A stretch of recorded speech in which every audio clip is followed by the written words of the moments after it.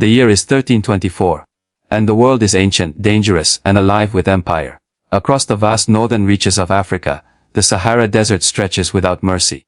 A sea of burning sand 5 times the size of France, where caravans disappear without warning and bones bleach white beneath a sun that shows no grace. To cross it was not adventure. It was a reckoning. A confrontation with mortality itself.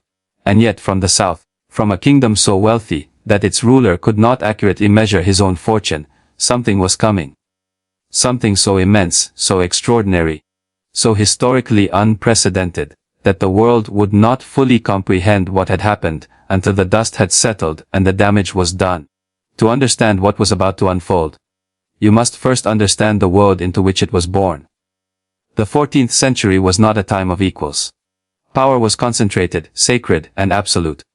Kingdoms rose on the strength of their armies, their gods, and their granaries.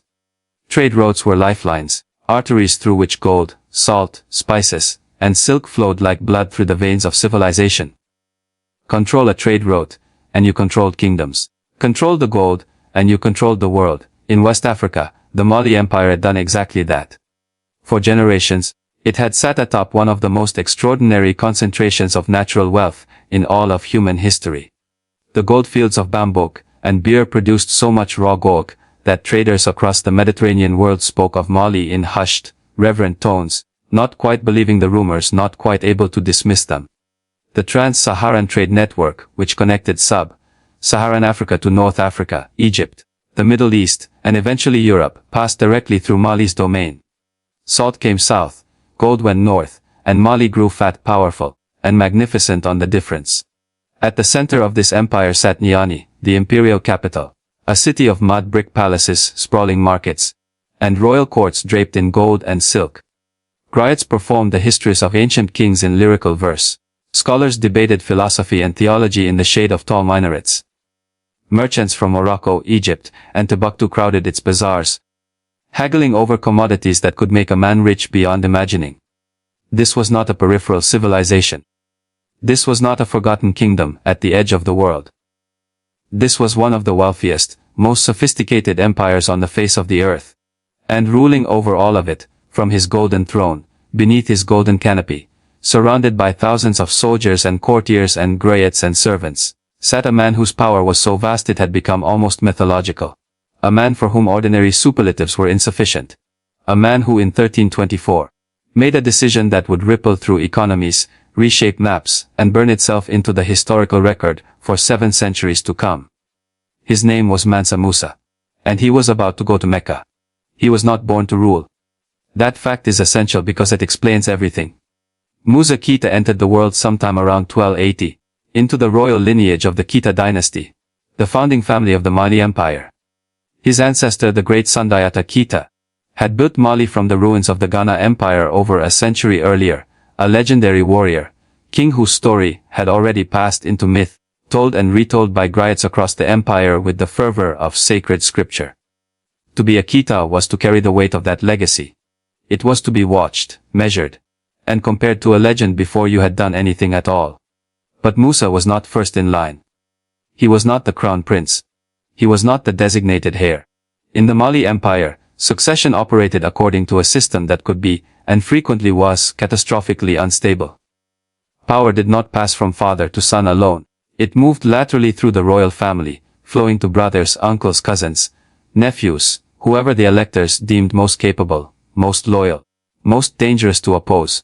It was a system designed to produce strong rulers. It also produced conspiracy, betrayal and rivers of royal blood. Musa watched from within the court as men rose and fell. He learned as only those close to power, but not yet holding it can learn, by observation, by patience, by understanding that the most dangerous moment was the moment of overreach.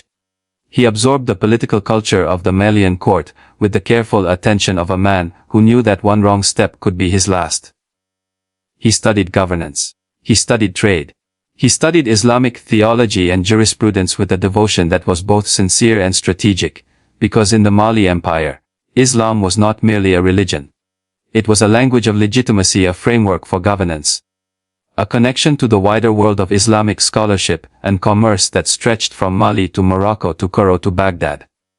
There are gaps in the historical record, As there always are with lives lived before the modern era, before the obsessive documentation of every breath and decision. What we know comes from Ibn Khaldun, from al-Umari, from the oral traditions preserved by Malian griots across centuries, from the occasional European cartographer who heard the rumors and tried to render them in ink on vellum. What these sources tell us is that when Musa came to power, he was already formed, already patient, already brilliant. The crucible of the court had done its work. He became Mansa, king of kings around 1312, following the disappearance of his predecessor, Abu Bakr II, who had abdicated the throne in pursuit of one of the most audacious and doomed expeditions in medieval history. Abu Bakr had been consumed by a question that haunted the Muslim imagination: what lay beyond the Atlantic Ocean? He outfitted a fleet of 2,000 boats, loaded them with provisions, and sailed west into the unknown. He was never seen again. No fleet returned. History swallowed him whole, and the throne passed to Musa. It was not a triumphant coronation in the storybook sense. It was the inheritance of a moment, a vacuum of power, an empire watching its new king with calculating eyes, wondering if he was strong enough, wise enough, connect enough to hold it all together. Musa looked out at an empire that stretched from the Atlantic coast to the bend of the Niger River, encompassing cities and trade routes and goldfields and peoples of extraordinary diversity. He looked at all of it. And he began to plan. Power inherited is not power earned. Every ruler who has ever received a throne from the hands of fate rather than the force of conquest has understood this distinction with visceral clarity. Musa understood it.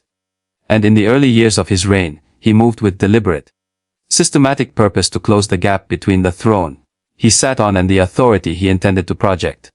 The Mali Empire was not a monolith. It was a confederation of peoples, territories, and vassal states held together by a complex web of military dominance, economic incentive, strategic marriage, then cultural persuasion. At its edges that web frayed constantly. Client kingdoms tested their obligations. Trade routes attracted bandits and rivals. The Songhai people to the east, centered on the city of Gao, had long chafed under Malian dominance, proud, capable, and waiting for a moment of imperial weakness to assert themselves. To the north, Berber and Tuareg peoples controlled the critical desert crossing points and could, if sufficiently motivated or poorly managed, strangle Mali's trade arteries entirely. Musa's first task was consolidation. Not expansion, consolidation. He moved through the empire's political structure with the precision of a man who had spent years studying where the cracks were and how deep they ran. Governors were confirmed or replaced. Tax obligations were reviewed and, where necessary, renegotiated. Because Musa understood something that many rulers of his era did not: a vassal blood too dry becomes a rebel. A merchant taxed beyond reason takes another road. Sustainable extraction required sustainable governance. He deepened Mali's Islamic institutional framework. Scholars were invited to his court. The great mosque at Timbuktu, already an ancient and venerable institution, received royal attention and resources. This was not merely piety, it was statecraft of the highest order. Islam provided Musa's empire with administrative cohesion, a shared legal framework, and, crucially, credibility with the Islamic trading world that stretched from the Mediterranean to the Persian Gulf.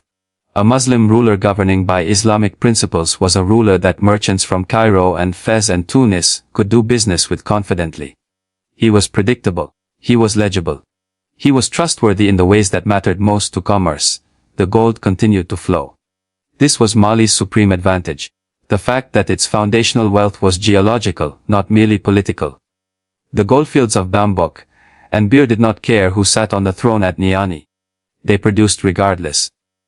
And Musa ensured that the infrastructure around that production, the markets, the caravans, the security, functioned with maximum efficiency. He was not merely a king. He was a chief executive of one of the most complex economic systems in the medieval world. And then there was salt. In the medieval world, salt was not a condiment. It was a preservative, a currency, a necessity of life. The Saharan salt mines at Tagaza produced slabs of pure salt that were hauled south on camelback across hundreds of miles of desert to markets where they were worth, quite literally, their weight in gold. Mali's control of this trade, both the northern salt and the southern gold, gave it a stranglehold on West African commerce that translated directly into imperial power. Musa tightened that stranglehold. He invested in the caravan routes. He negotiated with the Tuareg guides whose knowledge of Gazette was irreplaceable. He made himself indispensable to the mechanics of exchange. By the time he had been on the throne for a decade, Musa had transformed a fragile inheritance into something formidable. The empire was richer, better organized, and more internally coherent than it had been when he received it. His reputation within Mali was secure, but reputation within Mali was not enough for what he envisioned. He was thinking about the wider world, about Cairo, about Mecca, about the Islamic civilization that stretched beyond Mali's borders and had not yet fully reckoned with what West Africa truly was. He was thinking about a pilgrimage, and he was going to make it unforgettable. The Hajj, the pilgrimage to Mecca, is one of the 5 pillars of Islam, an obligation for every Muslim who is physically and financially capable of making the journey. For rulers of Islamic kingdoms, it carried additional weight. To make the Hajj was to demonstrate piety. To be seen making the Hajj was to demonstrate legitimacy. And to be seen making the Hajj on a scale that no one had ever attempted before. That was to announce yourself to the world as something categorically different from every ruler who had come before. Musa began planning years in advance. This was not a decision made impulsively or quickly. The logistics alone were staggering. A journey from Mali to Mecca would require crossing the entire width of the Sahara Desert, thousands of miles of brutally hostile terrain, before reaching Egypt, then continuing across the Sinai Peninsula, and down through the Arabian Peninsula to the Holy City.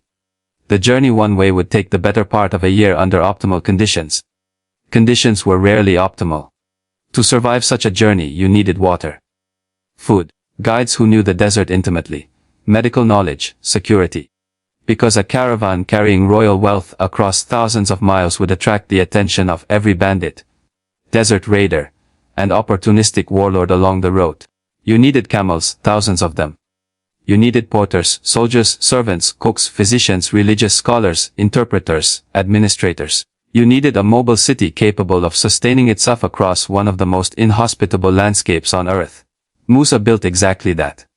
The accounts vary, as medieval accounts always do, inflated by distance and time, and the very human tendency to embellish a story that is already extraordinary. But the consistent picture that emerges from multiple independent sources is of something truly without precedent. Ibn Khaldun wrote of 60,000 men. Al-Umari, writing from Cairo based on direct testimony from people who had witnessed the pilgrimage firsthand, described a caravan of such size that it was almost beyond comprehension. 12,000 enslaved people, each carrying 4 pounds of gold. 80 camels, each carrying 300 pounds of gold dust. An entourage of soldiers, servants, scholars, and officials numbering in the tens of thousands. A royal treasury so vast that it required a small army just to transport it. The numbers are almost certainly exaggerated. The medieval world dealt in approximation and wonder rather than precise accounting. But even if you discount them significantly, what remains is extraordinary. This was the wealthiest man in the world, mobilizing a fraction of his empire's resources, and the result was the largest, most lavish diplomatic and religious procession that the medieval Islamic world had ever witnessed. It was not merely a pilgrimage. It was a geopolitical statement, a demonstration of power so overwhelming that it required no words. Before leaving, Musa made the arrangements that any responsible ruler would make before an absence of more than a year. He established a regency, appointed trusted administrators to manage the empire, secured the borders as best he could, and set in motion the elaborate preparations that would allow 60,000 people to cross the Sahara, without dying en masse in the process. He coordinated with merchants and caravan leaders who knew the desert points. He stockpiled provisions at staging points. He gave orders, he prayed. And then, in the year 1324, Mansa Musa, ruler of Mali, lord of the mines of Wangra, conqueror of Kanata, king of kings of the Sudan, began to walk north. What followed was not a pilgrimage in any conventional sense.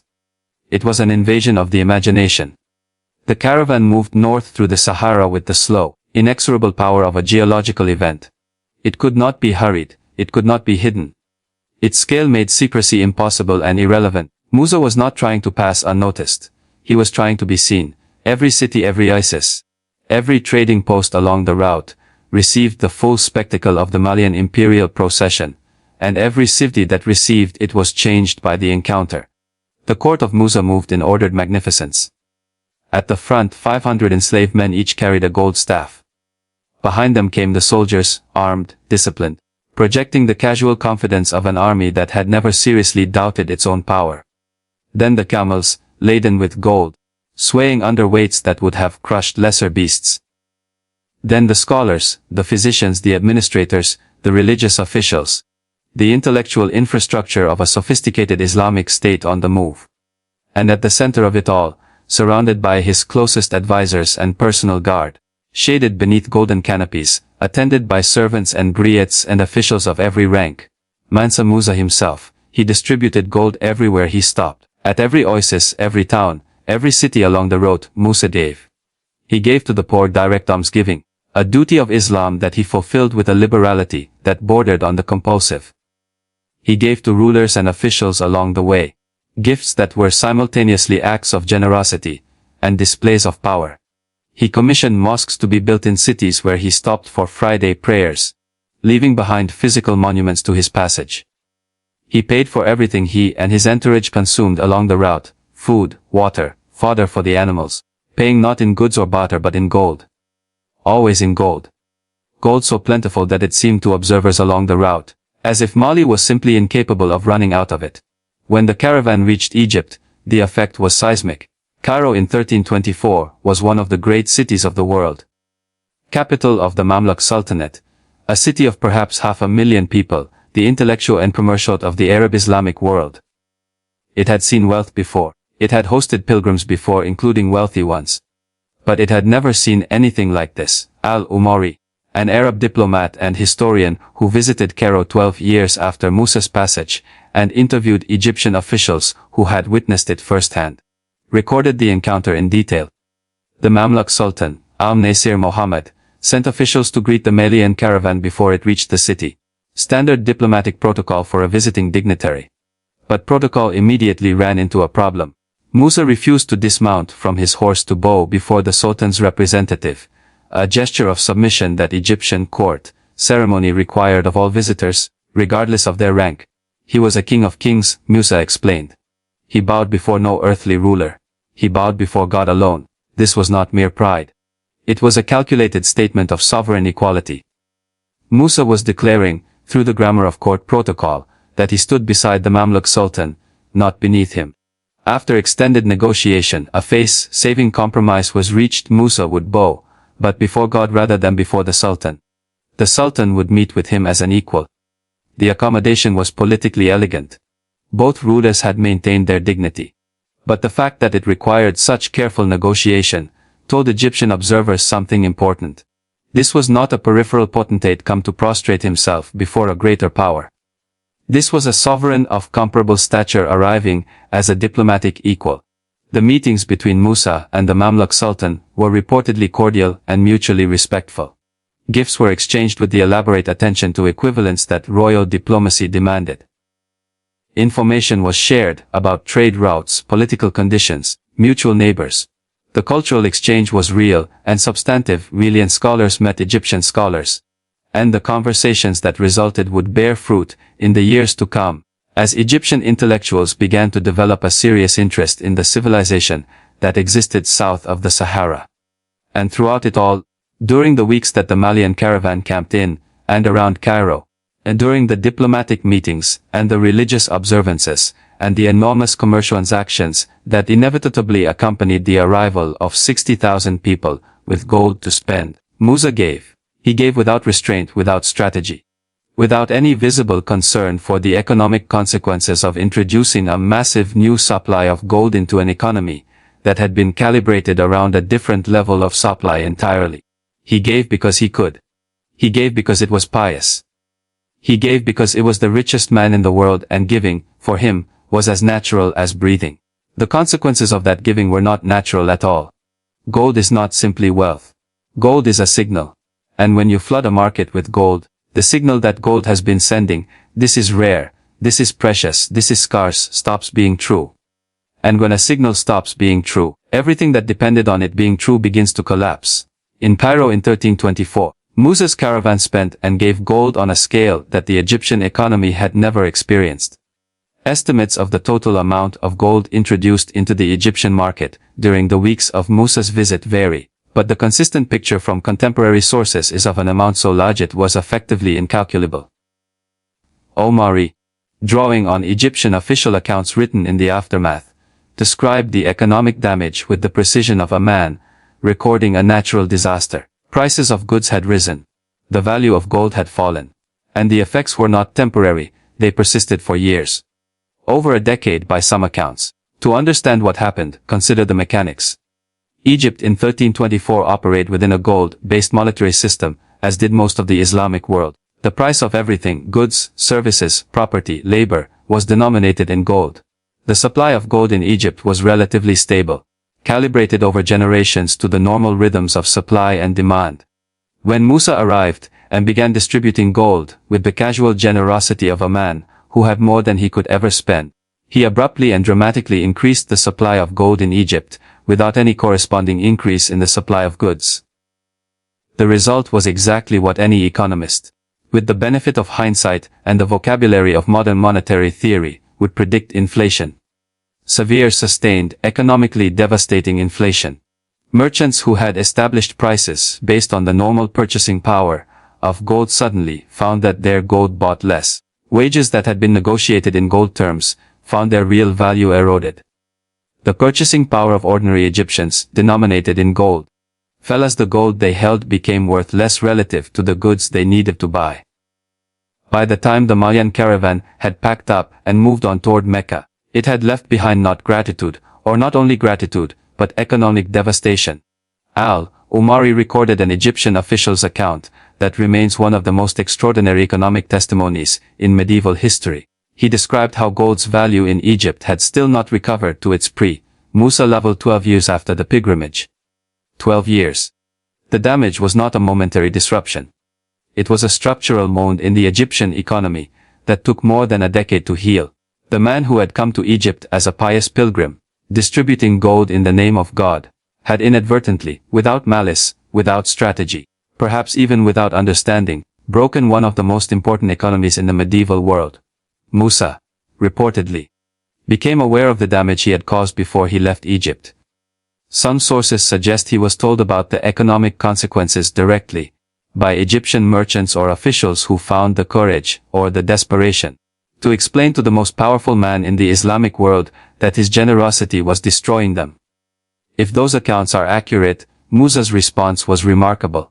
He attempted to correct the damage by borrowing gold back from Egyptian merchants and money lenders at interest, deliberately reabsorbing some of the gold he had released into the market, and paying above market rates to do so. It was, in essence, a one-man attempt at monetary contraction, a primitive but recognizable form of the same policy tools that central banks deploy today, when inflationary pressure becomes dangerously high. Whether it worked is debatable. The Egyptian economy still suffered for years. But the attempt itself reveals something important about Musa. That he was not merely a man of power and spectacle, but a man of intelligence and adaptability, capable of recognizing a problem, not of his making, and attempting, even partially, to address it. The caravan moved on. Through the Sinai, across the Arabian Peninsula, toward Mecca. The destination that had justified everything. All the planning, all the logistics, all the spectacle, all the inadvertent economic devastation. And in Mecca, surrounded by Muslims from across the entire Islamic world, performing the rituals that the Prophet had prescribed, Mansa Musa stood before God with a purity of devotion that transcended for a moment everything else. He was King of Kings, breaker of economies, living myth. He was also, simply, a man at prayer. Musa returned from Mecca transformed in ways that would permanently alter the character of his empire, and carrying, among his entourage, one of the most consequential decisions of his remarkable life. His name was Abu Aisha Ibrahim al-Sahili, a poet and architect from Granada in Islamic Spain, a man of learning, elegance, and technical sophistication, who had met Musa during the pilgrimage and been invited to return with him to Mali. The invitation was accompanied by a payment so extraordinary that it became legend and, in its £100 of gold, paid to al-Sahili simply for reciting a poem. It was in a sense the most expensive poem in history. And it was the beginning of something far more lasting than the poem itself. Al-Sahili brought with him the architectural traditions of North Africa and the broader Islamic world, the flat-roofed, rectilinear mosque designs of Morocco and Andalusia. The techniques of working with burnt brick and lime plaster that were standard in North African cities but largely unknown in West Africa, where architecture relied primarily on the local tradition of banco, sun-dried mud brick. What Al-Sahili built in Mali changed the physical landscape of West Africa permanently. He designed the great mosque at Timbuktu, the Jingureber Mosque, which still stands today, rebuilt and expanded over the centuries, but rooted in the original design that Al-Sahili laid down in the years following the pilgrimage. He designed mosques at Jao and at Niani. He introduced architectural forms that became so thoroughly integrated into West African building tradition that they seemed, to later generations, to have always been there. Musa returned to an empire that had held together during his absence, a testament to the administrative systems he had built before departing. But an empire cannot be run by proxy indefinitely, and the political fabric required his attention. He worked through the later years of his reign to consolidate what the pilgrimage had achieved diplomatically, and to address what it had revealed administratively. The experience of Egypt, the encounter with the Mamluk court, the sophisticated bureaucratic machinery of a mature Islamic state, appears to have influenced his thinking about governance. He returned with ideas with scholarly context, with an expanded sense of what Islamic civilization could look like at its most developed. Timbuktu became his great project.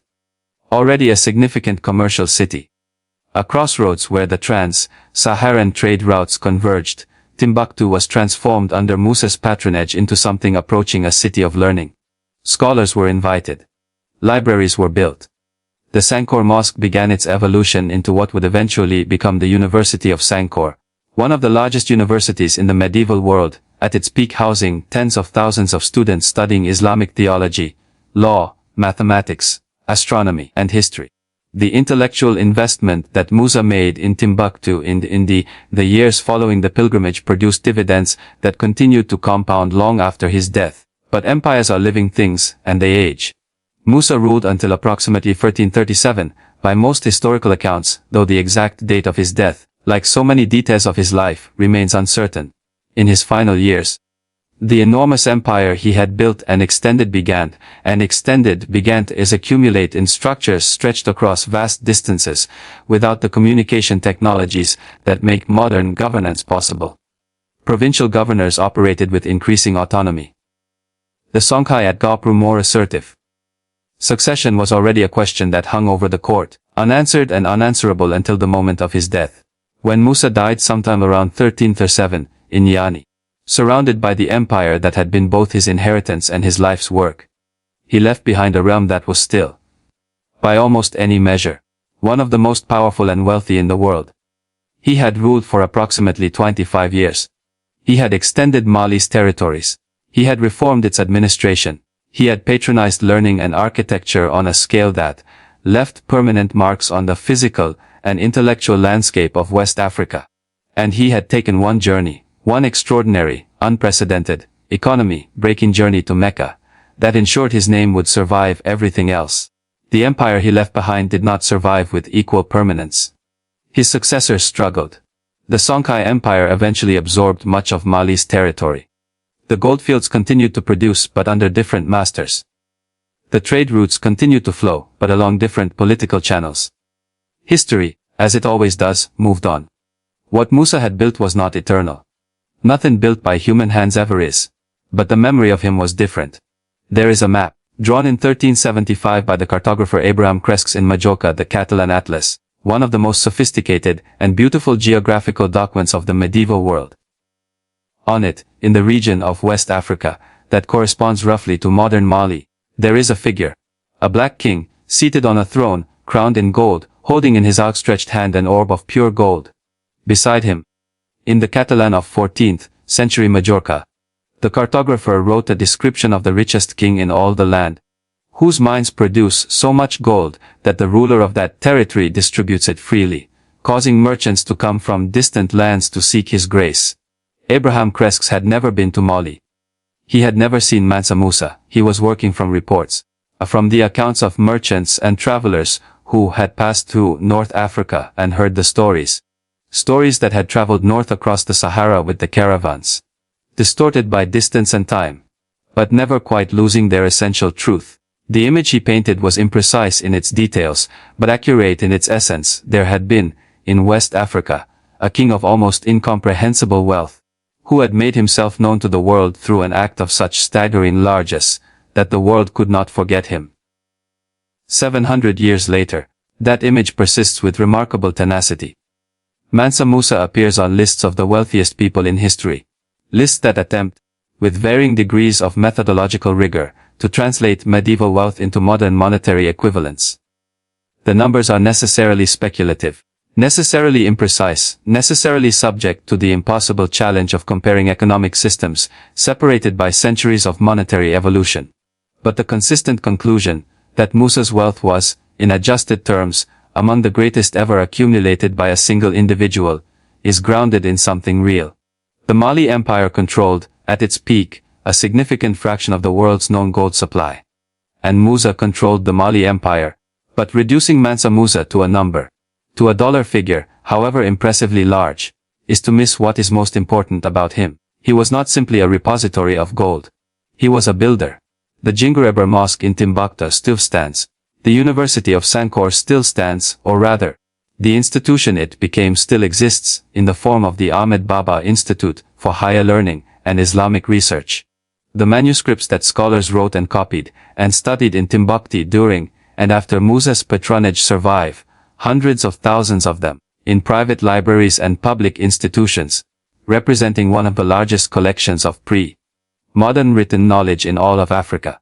That is Musa's legacy more than the gold, the investment in learning, in scholarship, in the structures of knowledge that outlast any individual ruler. There is also the economic lesson, and here, the story of Musa's pilgrimage acquires a relevance that extends far beyond the medieval world. What happened to Egypt in 1324 was not, in its essential mechanism, different from what happens to any economy flooded with currency faster than the supply of goods can absorb it. The inflation that devastated Egyptian markets for over a decade was caused by exactly the same dynamic that causes inflation in modern economies. Too much money chasing too few goods. Musa was not an economist. He had no concept of monetary theory, no understanding of supply and demand in the formal sense. He was simply a man doing what pious generosity required. And yet the consequences of his actions were as rigorously governed by economic law as if he had been a deliberate market manipulator. The laws of economics, it turns out, do not make exceptions for piety. What Musa's story tells us, beneath the gold, beneath the spectacle, beneath the maps and the manuscripts and the mosques, is something about the relationship between power and visibility, between wealth and impact, between individual action and systemic consequence. He moved through the world with a force of presence so overwhelming that the world changed in his wake, not always in the ways he intended. He came to Mecca to fulfill a religious obligation, and ended up reshaping the economic landscape of North Africa. He came as a pilgrim and left as a legend. He traveled to see the Holy City and ensured that the Holy City, and Cairo, and Morocco, and eventually Europe, would spend centuries trying to understand where he had come from. The desert that he crossed still stands. The gold fields that funded his journey still produced, long after he was gone. The mosques he built still call the faithful to prayer. And the manuscripts, the hundreds of thousands of pages of scholarship and theology and mathematics and history that the patronage helped to preserve and create, still exist. Patient, waiting. Evidence of a civilization that the world spent too long refusing to see. Mansa Musa walked across the Sahara. He broke Egypt's economy. He built Timbuktu into a city of light. He planted the seeds of institutions that outlasted him by centuries. And then he died, as all things die, and returned to the earth that had made him. But the gold, and the memory, endured.